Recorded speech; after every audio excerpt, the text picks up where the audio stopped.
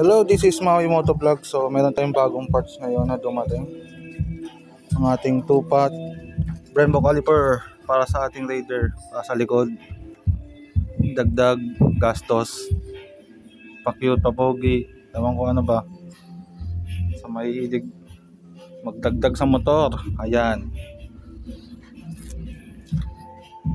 Okay, let's do this.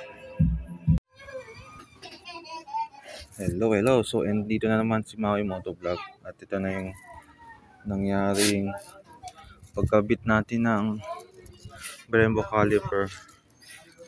So, may stock kasi ako ng caliper. Ayan. Di pala siya abot. Doon sa yung mga binibentang ganito, di talaga siya abot. Kasi laki. Ano.